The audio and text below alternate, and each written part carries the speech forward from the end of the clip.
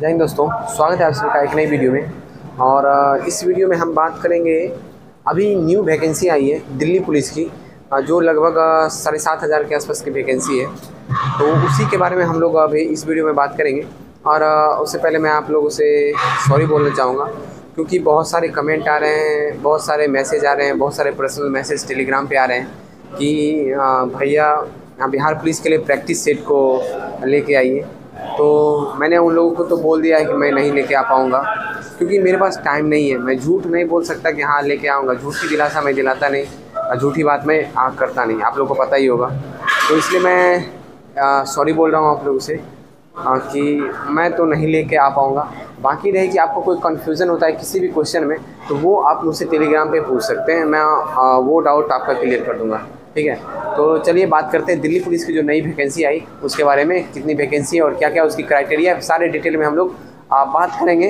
लेकिन बात करेंगे हम लोग नोटिफिकेशन के थ्रू, जो नोटिफिकेशन आई है उसके थ्रू बात करेंगे। तो उसके लिए हमें मोबाइल स्क्रीन पर चलना पड़ेगा, तो चलते हैं मोबाइल स्क्रीन पर। तो दोस्तों हम लोग अभी देखते हैं ऑफिशियल नोटिस जो आई थी एसएससी की तरफ से, हम लोग उसी के थ्रू सब कुछ देखेंगे।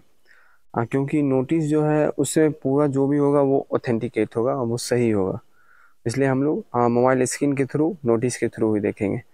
तो आप लोग देख सकते हैं कि date for submission of online application, जो ऑनलाइन एप्लीकेशन जो फिल होगा वो 1/9/2023 से 30/9/2023 के बीच में होगा। ठीक है, 1/9/2023 से 30/9/2023 के बीच में। इसमें मैं एक इम्पॉर्टेंट बात बताना चाहूँगा कि आप इस बात का इंतज़ार नहीं कीजिएगा कि लास्ट डेट में मैं फॉर्म फिल कर लूँगा। ठीक है, तो इस बात का अगर आप इंतज़ार करते हैं तो हो सकता है लास्ट के 5 से 7 दिन साइट बहुत बिजी रहता है और आप फॉर्म नहीं भर पाए। तो फॉर्म भरना ही है तो स्टार्टिंग के फर्स्ट 10 दिन में ही भर दीजिए, जिससे कि आपका टेंशन ख़त्म हो जाए। यानी 10 तारीख तक आप लोग फॉर्म फिल कर दीजिएगा। अब आगे बढ़ते हैं।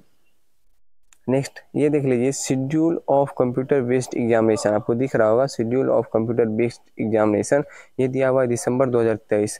लेकिन इसके लिए एक पर्सनल नोटिस आया है कल शाम में, जो मैं भी दिखा दूंगा आप लोग को लास्ट में। ठीक है, चलिए आगे बढ़ते हैं तब तक। नेक्स्ट है वैकेंसी के बारे में। आप लोग को ये पता ही होगा, ये जो जॉब है ये लेवल 3 का जॉब है। 21,700 से लेकर 69,100 तक इसकी पे स्केल है। ठीक है, नेक्स्ट आते हैं वैकेंसी। वैकेंसी जो है कांस्टेबल मेल के लिए वैकेंसी यूआर में 2748 है, ईडब्ल्यूएस में 488 है, ओबीसी में 258, एससी में 717 और एसटी में 242। यानी टोटल जो है कांस्टेबल मेल के लिए 4453 है। ठीक है, नेक्स्ट ये जो आप देख रहे होंगे constable male ex serviceman other including, मतलब एक्स सर्विसमैन लोगों के लिए जो मेल में 153 है, जनरल में बाकी आप लोग देख लीजिएगा ये सभी। यानी टोटल जो है 266 एक्स सर्विसमैन मेल के लिए है। और ex serviceman constable male commando जैसे होते हैं उनके लिए 337 है टोटल। कमांडोज टाइप के जो होते हैं, जैसे देखिए जो कमांडो है, पैरा कमांडो या फिर किसी भी फोर्स में जो कमांडो हैं, कमांडो थे अभी नहीं है वर्तमान में।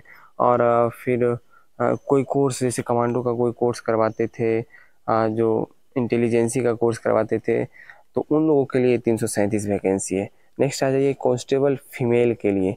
ठीक है, तो यूआर में आपको 1502 हो जाएगा। और इसी तरीके से ये सभी देख लीजिए आप लोग, यानी टोटल 2491 जो है फीमेल के लिए पोस्ट है। तो टोटल का टोटल वैकेंसी जो है 7547 है। कितना है? 7547। तो ये एक बहुत बड़ी वैकेंसी होती है दिल्ली पुलिस कांस्टेबल के लिए।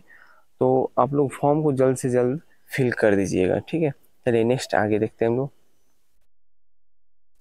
तो आप लोग को एज के बारे में पता नहीं होगा, एज के बारे में मैं बता दूं कि एज लिमिट जो इसमें रहती है वो 18 से 25 साल रहती है। कितनी रहती है?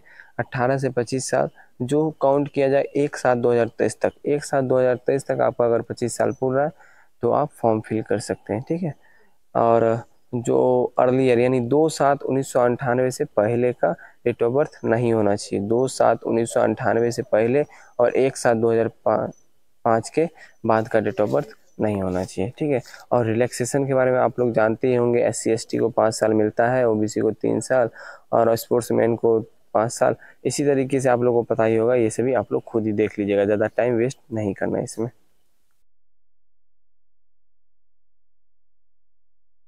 तो आगे हम लोग अब बात कर लेते हैं कि इसके लिए क्या क्या रिक्वायर्ड है, फॉर्म भरने के लिए क्या क्या रिक्वायर्ड है। मैं ऐसे ही आप लोग को बता देता हूँ कि फॉर्म भरने के लिए कुछ खास रिक्वायर्ड नहीं है। आप 12th पास हो, चाहे किसी भी बोर्ड से पास हो, और एक सबसे इम्पॉर्टेंट चीज़ है कि इसमें आपको ड्राइवरी लाइसेंस खोजा जाएगा। यहाँ पे आप देख सकते हैं, male candidate must possess a valid driving licence for LMB motorcycle और car as on the date of PENMT learner licence is not acceptable. ये नहीं कि जब आपका डॉक्यूमेंट वेरिफिकेशन होगा, ऐसा बोला जा रहा है कि उस समय ही आपका खोजा जाएगा ड्राइविंग लाइसेंस। PENMT देवन physical efficiency and motor test, तो उसी समय आपका ये खोजा जाएगा ड्राइविंग लाइसेंस। और इसमें साफ साफ लिखा हुआ है कि learner licence is not acceptable, है ना। लर्नर लाइसेंस है, आप ये नहीं जाके बताएंगे कि सर मैं अप्लाई कर चुका हूँ और मेरा अभी तक नहीं आया, आ जाएगा, तो इस बात को कोई मान्यता नहीं दी जाएगी। आपको पहले से लाइसेंस होना ज़रूरी है, यानी जिस दिन आपका डॉक्यूमेंट वेरिफिकेशन है उससे पहले आपका लाइसेंस होना ज़रूरी है। नेक्स्ट एक इम्पॉर्टेंट पॉइंट है NCC वालों के लिए। ये आप देख रहे होंगे NCC वालों का क्या फ़ायदा है। अगर NCC में आपको C सर्टिफिकेट है तो आपको 5% मार्क्स मिलेगा बोनस में, मैक्सिमम मार्क्स ऑफ एग्जामिनेशन, ठीक है। और B सर्टिफिकेट है तो 3% मैक्सिमम मार्क्स ऑफ एग्जामिनेशन मिलेगा, और A सर्टिफिकेट है तो 2% मैक्सिमम मार्क्स आपको बोनस में मिलेगा, ठीक है। नेक्स्ट आ जाइए डिप्लोमा और पोस्ट ग्रेजुएट वालों के लिए। अगर आपको डिस्टिंक्शन लगा हुआ है तो 5% मिलेगा। फर्स्ट डिवीज़न है यानी फर्स्ट क्लास है तो 4% एक्स्ट्रा मिलेगा, और सेकेंड क्लास है तो 3% एक्स्ट्रा मिलेगा, और सिर्फ पास क्लास है 2% एक्स्ट्रा मिलेगा। ये जो है बहुत इंपॉर्टेंट पॉइंट है, जो बहुत कम लोग ध्यान देते हैं। इस पर ध्यान देना बहुत ही ज़रूरी है, ठीक है। चलिए नेक्स्ट आगे हम लोग देख लेते हैं। इसमें आपको पता ही होगा कि फॉर्म कैसे फिल करना है। सीधी सी साइट पे जाना है, SSC के साइट पे, उस पर क्लिक करना है और फॉर्म फिल कर देना, ठीक है। ज़्यादा पैसा इसमें नहीं लगता है, 100 रुपया फॉर्म भरने का चार्ज है, ये आप लोग को पता ही होगा। और फॉर्म मैं बता ही दिया हूँ कि आज यानी 1 तारीख से लेके और 30 तारीख तक ये फॉर्म फिल किया जाएगा, ठीक है। तो मैंने कोशिश किया, और ये सभी जो है ये सभी एग्जामिनेशन सेंटर है, तो मैंने कोशिश किया कि जो भी इम्पोर्टेंट चीज़ थे वो आप लोग को बता दूं। और एक इम्पॉर्टेंट चीज़ है कि इसका एग्जामिनेशन कैसे होगा। तो ये एग्जामिनेशन होगा कंप्यूटर बेस्ड। इसमें 100 क्वेश्चन रहेंगे और 100 मार्क्स के रहेंगे, ठीक है। कैसे कैसे रहेंगे वो भी देख लीजिए, यानी सिलेबस भी आप लोग जान लीजिए। जनरल नॉलेज और करंट अफेयर्स 50 क्वेश्चन 50 नंबर के रहेंगे। जनरल नॉलेज और करंट अफेयर्स जो है 50 क्वेश्चन रहेंगे 50 नंबर के। रीजनिंग रहेंगे 25 क्वेश्चन 25 नंबर के। न्यूमेरिकल एबिलिटी जो है 15 क्वेश्चन 15 नंबर के। और computer fundamental MS excel MS word और communication internet WWW and web browser ETC से 10 क्वेश्चन रहेंगे 10 नंबर की। यानी आपको इसमें टोटल 90 मिनट यानी 1.5 घंटे दिए जाएंगे। और एक इम्पॉर्टेंट पॉइंट यहाँ भी लिखा हुआ है, there will be negative marking of 0.25 marks for each wrong answer. Candidate are therefore advised to keep this in mind while answering the question.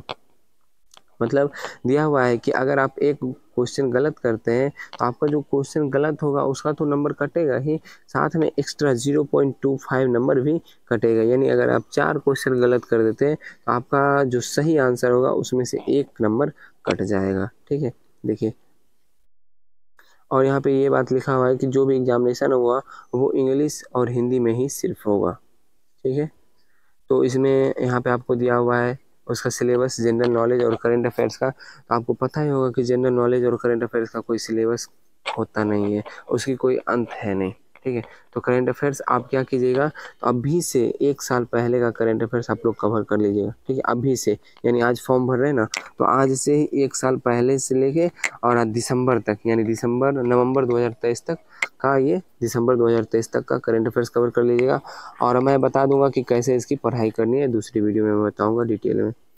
Reasoning के बारे में आपको पता ही होगा कि रीजनिंग ज़्यादा हार्ड होता नहीं, रीजनिंग आसानी से ही बन जाएगा, बट प्रैक्टिस की बहुत ज़्यादा ज़रूरत होती है। ये दिया हुआ है चैप्टर का नाम, लेकिन ये फिक्स नहीं है कि सिर्फ इतने ही चैप्टर से क्वेश्चन आएंगे। न्यूमेरिकल एबिलिटी आपको पता ही होगा। मैथ के बारे में, मैथ में जो भी चैप्टर हैं हाँ, मैं डिटेल में बता दूंगा इसके बारे में कि क्या क्या आप लोग को पढ़ना है, नहीं पढ़ना है, ठीक है। तो चलिए, और कंप्यूटर का कोई भी यूट्यूब से देख लीजिएगा, 10 वीडियो 20 वीडियो काफ़ी हो जाएगा, उसके लिए ज़्यादा टाइम वेस्ट करने की ज़रूरत नहीं है। चलिए, तो अब आपको बता दूं, the question paper shall be matriculation level, matric के लेवल पे क्वेश्चन पेपर रहेगा। नेक्स्ट आ जाते हैं physical endurance and measurement test जो है, standard of physical endurance and measurement test are follow. Physical endurance test for male candidate, तो male candidate का जो फिजिकल होगा वो किस तौर पे होगा ये देख लीजिए, ठीक है। ये देखिए, अगर एज आपका अप टू 30 है, ठीक है, 30 के आसपास एज है, तो आपको 6 मिनट में 1600 मीटर मारना है। कितने मिनट में? 6 मिनट में 1600 मीटर, अगर आपका एज 30 वर्ष से कम है। लॉन्ग जंप आपको करना होगा 14 फीट, और हाई जंप आपको करना होगा पास करने के लिए 3.9 फीट, ठीक है। नेक्स्ट आते हैं,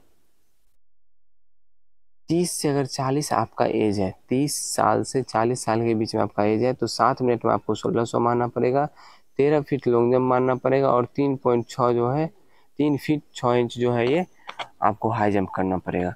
नेक्स्ट आ जाते हैं एबव 40 ईयर, अगर आपका उम्र 40 वर्ष से ज़्यादा है तो 8 मिनट में आपको 1600 मारना पड़ेगा, और लॉन्ग जंप आपको 12 फीट करना पड़ेगा, और 3 फीट 3 इंच आपको हाई जंप करना पड़ेगा। ये है इसकी फिजिकल इफिशियंसी, ठीक है।